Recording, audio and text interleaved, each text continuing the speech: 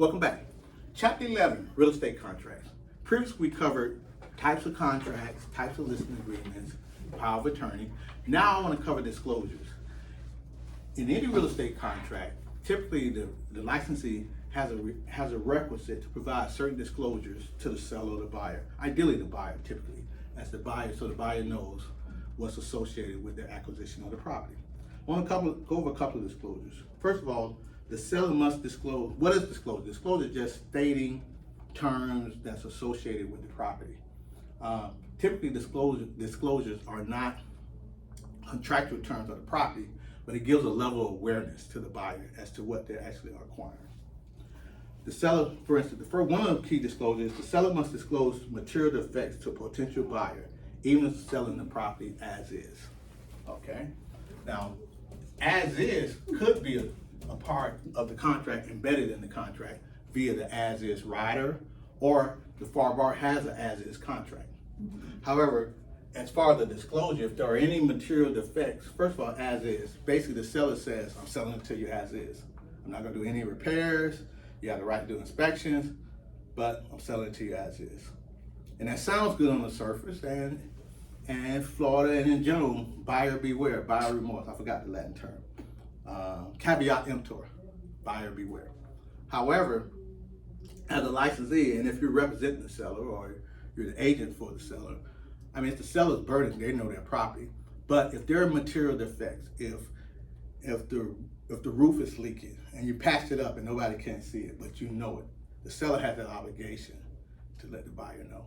Or, you know, there's a soft spot in the floor and a hole, but it's covered up via the carpet, and maybe this buyer didn't happen to walk in that area. As a realtor, you may not know, but the seller would know. The seller has that obligation. How do licensees protect themselves? Typically, when they take a listing, they have something they call a seller disclosure statement or form. And basically, they ask the seller, when was the last time you placed the roof, changed the electric, any known repairs, any, etc. And signed by the seller.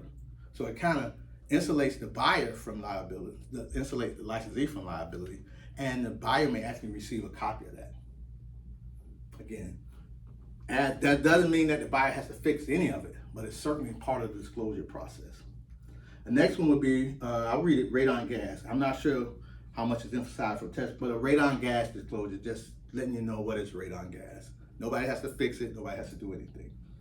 Another one, which is federally required, is the lead-based paint disclosure. I should be writing these down. As is, radon gas, and the lead-based paint disclosure. This is for, basically, for all properties prior to 1978, constructed prior to 1978, there was lead in paint. And studies found that it caused harm in children, or in their mental development, or mental retardation, I guess adults as well. And simply it says, you're buying this property, it was constructed prior to 1978, and it may contain lead in the paint and in the walls. You can still go ahead and buy it, no big deal, but it's required, it's a required disclosure. Okay. Also, Florida law requires sellers of a property subject to a homeowner association, a mandatory homeowner association, to give them that HOA disclosure. That's a big one. If it's not highlighted in your study manual, please highlight it. But the HOA disclosure simply says you're buying into a condo. So it lets you know you're buying into a condo, what is the typical annual assessment. It may change, special assessment fees, and that you're bound by the rules and the policies and procedures of the condo. Also, that disclosure is one thing, but also that buyer, as we spoke in key numbers, the buyer has a right within 3 days after seeing the actual condo docs to back out the deal. 15 days if it's a developer. But at a minimum, that disclosure should be part of the documents that the realtor should be providing to the buyer, so they're aware of the HOA exists and some of the parameters, the general parameters behind it. The specifics will come with the actual docs. It's actual examination of the HOA docs.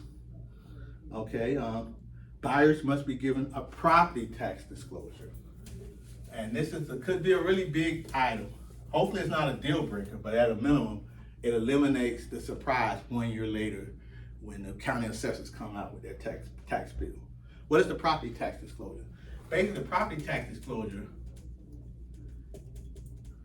it states that you're buying this property. The previous buyer, the previous owner, may be paying taxes well beneath what market value is. They may be paying on $100,000, $200,000, but you're acquiring this property at $500,000. Accordingly, the potential exists for that property to be reassessed by the county's property appraiser's office. And your tax burden may be based on that sale price of $500,000 with an assessment of $400,000 or whatever the case may be. And your tax liability will certainly increase relative to that previous buyer who may be grandfathered in because they've had the homeownership privilege for the past 10, 15 years and paying on a low tax burden or low tax value. We'll explain it more when I go into taxes in math, and I believe chapter 18 is specifically real estate taxes. However, this property tax disclosure lets the buyer know that they may have an increased tax burden as a result of the increase in tax, as a result of their purchase price, which may re-trigger a new assessment. Now, I'll give you a snippet, a preview to chapter 18. How do you come up with taxes? Taxes are tax value or assessed value, because the government determines what the taxable value is. Time the tax rate, that tax rate is called the millage rate, is equal to taxes. So by the time we get to chapter 18 and math, we'll be familiar with it.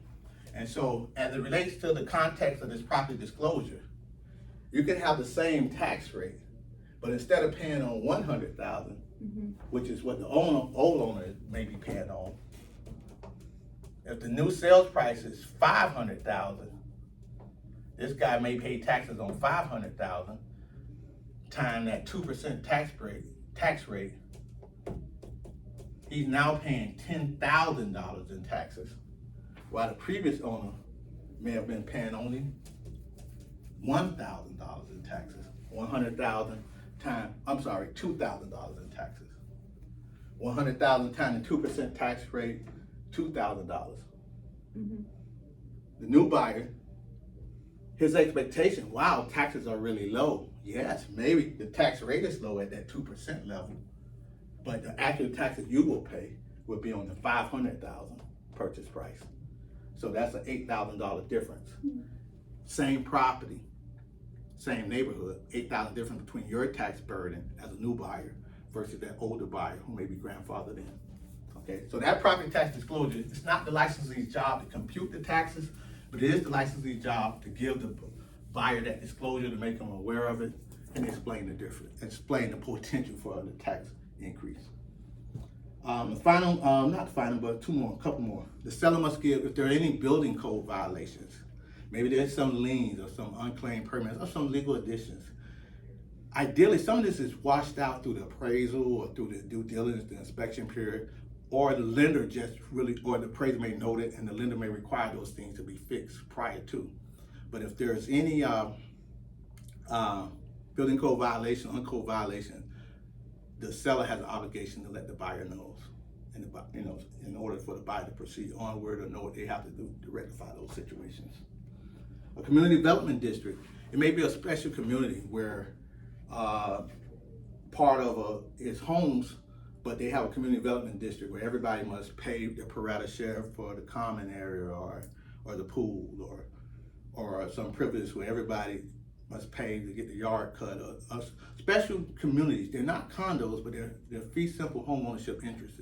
But if you're part of a community development district, that disclosure must be given to the buyer as well.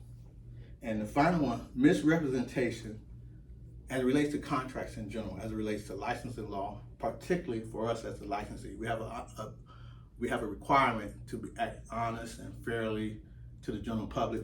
So misrepresentation is the misstatement of fact or the omission or concealment of a factual matter, particularly if something that should be reasonably known based upon your expertise, or based upon it's readily observable to a reasonable person, or even if it's not readily observable, as a licensee having expertise in a matter by misrepresenting something or concealing something that would sway the buyer or the seller to move in a direction that they may have not moved in without their reliance on that real estate professional, can certainly cause problems.